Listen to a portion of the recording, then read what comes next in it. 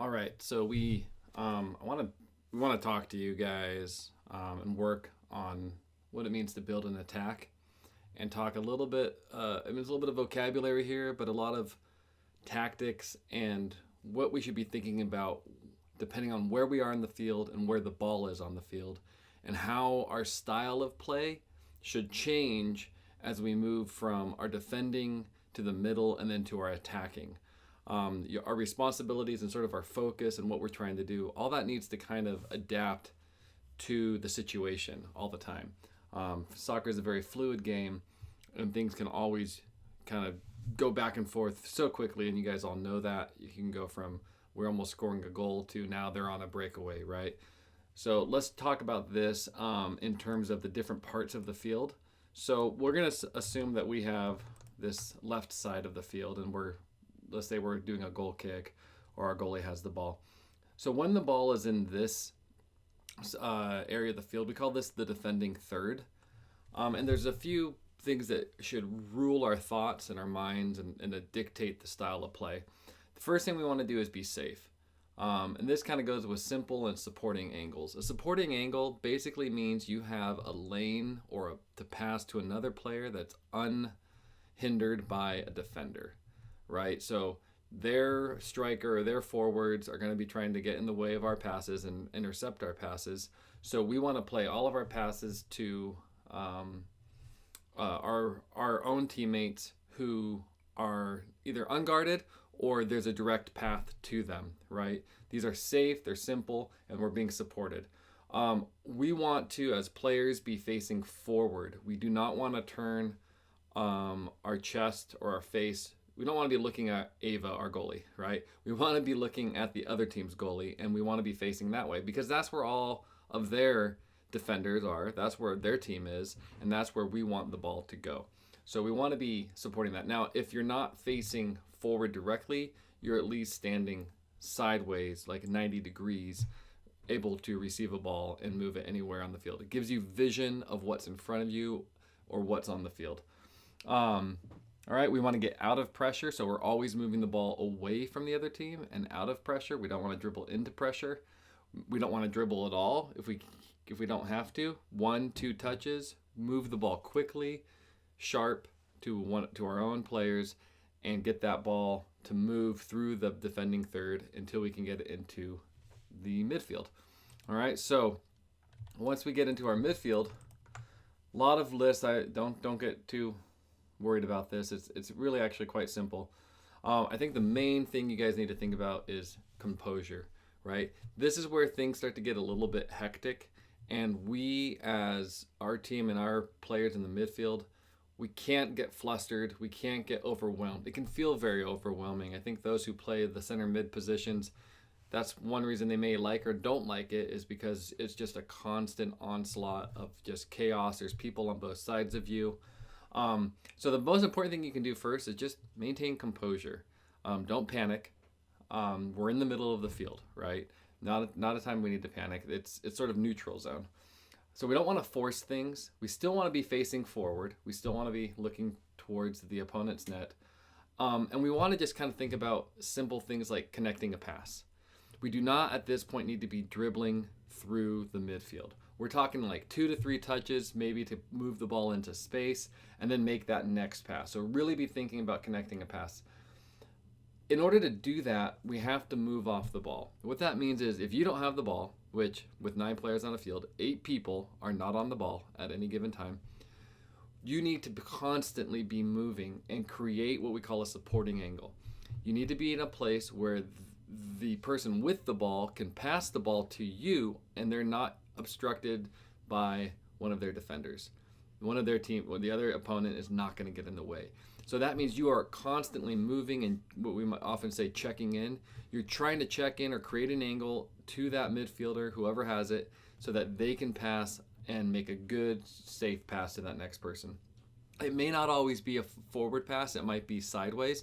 It might be a little bit backwards. You can give relief to that midfielder if they're being pressured and now they have their back to the opponent's goal and they're facing our own goal. Make a back pass to one of our backs. They should be pressing up anyway, which kind of brings me to the next point. the backs need to bring up that line at this point. Once we're out of the back, and they already should be up there anyway, but we need to put the their strikers or their forwards off sides and really push up the back line. And that way also you can be a support. If you're hanging out down by the goalkeeper, you can't support our midfielders when they're trying to move through the middle of the field. So all of that needs to happen. We're looking for open space, right? And we know some of the open space is going to be always here, right? This is really good open space because the goalkeeper can't get out there, and over here as well, right? We know the goalkeeper can't get into these areas with their hands, and there's usually a vacancy of players over here. So if anything, you need to play a through pass to dump it over into this area, and now we can start moving into the third leg of attack. Look for that through pass. A through pass means the pass is going through their defenders, through the opponent's line, over their heads, through them, whatever it is, to our striker. So we're trying to, maybe Roxy's up there, or Kylie, or whoever, Sarah's up there, and we're trying to make that through pass. So we need to kind of move the ball around until we can get that through pass, but don't force it. Forcing it just leads to turnovers at the midfield, which is bad. Okay, and then we want to push the opponent's back line and anticipate runs. So this is for our forwards and our strikers. You need to really be pushing their back line and moving around, anticipating when one of our midfielders is going to pass the ball to you. And you need to be, you're kind of up, all the way as far as you can be. Why? That's going to stretch the field. It's going to make them stretch out. We call it pinning. I'll talk about that in a second. We want to pin their players. And then when the through pass is made, you're on it. You're quickly there. So we're anticipating a run, and that's what that means. As a striker or as a forward, you're anticipating when that through pass is made. As soon as our player passes and touches that ball forward, you're allowed to cross the offside line, right? There's no longer a trap. So boom, you're up and you receive the ball. So once we're now, so that's our middle third. Let's just talk about our attacking third. At this point, full on aggression. Chaos is actually in our favor, right? If we can get the other team feeling panicked and chaotic, that's good. Take chances. There's going to be a lot of 1v1s. At this moment, it's okay to be a little selfish, right? We gotta take the shot. We have to own that ball, own possession of it. Doesn't mean stop passing. Look for each other. Ask yourself, can I shoot? If I can't shoot, can I cross? Can I pass? Right? Every time you get the ball and we're in this attacking third, you should already have in your mind whether or not you can shoot. And if you can't shoot, how much further before you can? What feels like, in your mind, okay, if I can dribble the ball just 10 feet this way, I'm going to take a shot from there. And then you take a touch, dribble the ball there, and if it gets shut down or the shot's not available, you make a mistake. Okay, you recover and you then look for the pass or the cross. So we want lots of movement. We want to flood the box. Too often we get down there, and for some reason, our forwards and our midfielders look at their penalty box as a place they're not allowed to be. It's kind of a weird phenomenon. I'm not sure why it happens, but it's like all of our players are outside and around the penalty box. We need to get inside of it, and we want to flood it, make them feel overwhelmed, and that way lots of opportunities for us to get that second or third ball as it bounces around and make a goal. Give and goes. This is also a good place where you might, as a forward or a midfielder, give a little pass. Maybe you're in the middle of the field. You give a little pass out to, say, Addie or Bailey on the side, and then you make a run. So it's like a give and go. You give it to Addie, you start running, and Addie passes it forward. So it's like a 1-2 give and go. You guys know what it is. Use your skill. This is the time to do the tricks, to do the things to create a little bit of space so you can take those shots, all right? Use your superpower. So with that, I just want to talk briefly about what it means to pin a defender. So when we say pin a defender, what that means is this. Okay, so let's say we're the red team and this blue team here is out. So let's say we have the ball, okay? So if our number 7 stands here, right? They're up in this space. The number 3 player is thinking, okay, I've got to come out here and guard this person because they have the ball. I don't want to leave her open. Now, the farther this player comes out, this player, generally speaking, will come out and follow her because they're trying to defend number 7. Now, there could be a moment where number 7 comes out so far that number 3 is like, I don't need to go out here because I'm protecting my net, and being here is more important than number 7 getting the ball way out wide. So at some point, number 3 might do that, at which point number 7 is no longer pinning this defender. Okay? If number 7 comes in here, for example, right, that's going to take number 3 and force number 3 to come this way. And they could be on the other side. But the more number 7 pinches in, right here, right, that creates some space over here. Now, if that space isn't utilized by us, then we're compressing the space too much. But think about this. If number 6 now moves over here for position, that can pull number 8 out to guard number 6. And now we've created some space in here, right? So it's important, generally speaking, as a rule, wherever you move, defenders are going to follow you. And if they're not following you, then you've probably taken yourself too far out of the play, or you're not making yourself a threat, right? So use this to your advantage. So what you might do is say, okay, I'm going to hold number 8 here next to me, right? Because right now number 6 is kind of in a position where they're like, yeah, I can get the ball. Let's actually get our ball real quick.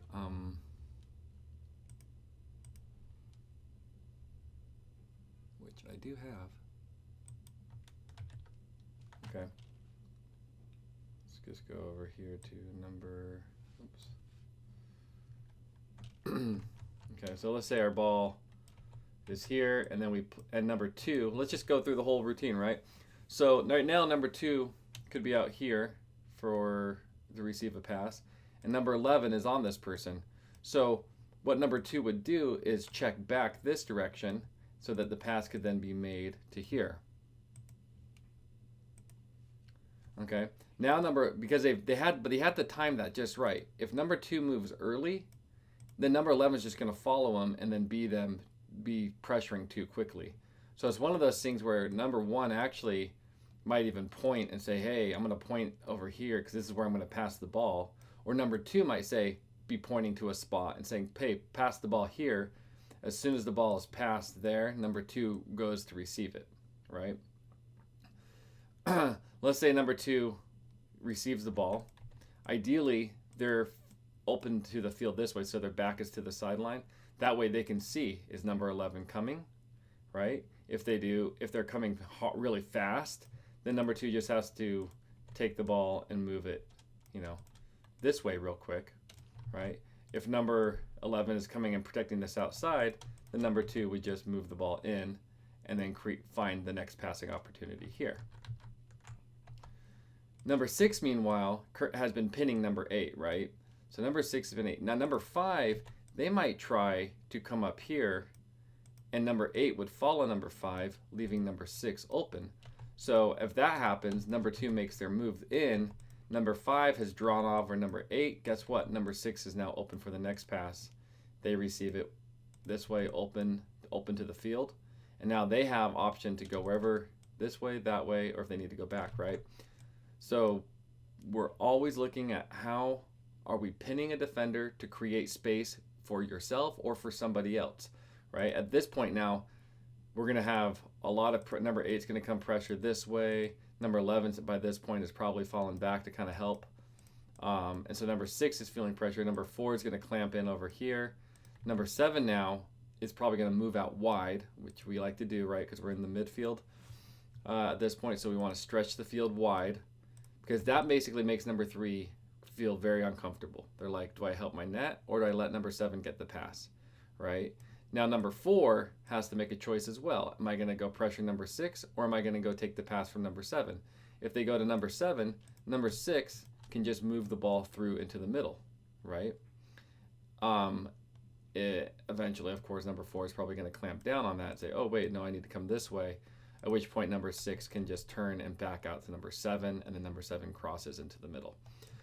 All right, so the idea, generally speaking, is we're looking at how, when we don't have the ball, can we move ourselves in a way that draws defenders and pins them into certain locations. It's like they're pinned to a wall. They can't move because if they move, it leaves you open.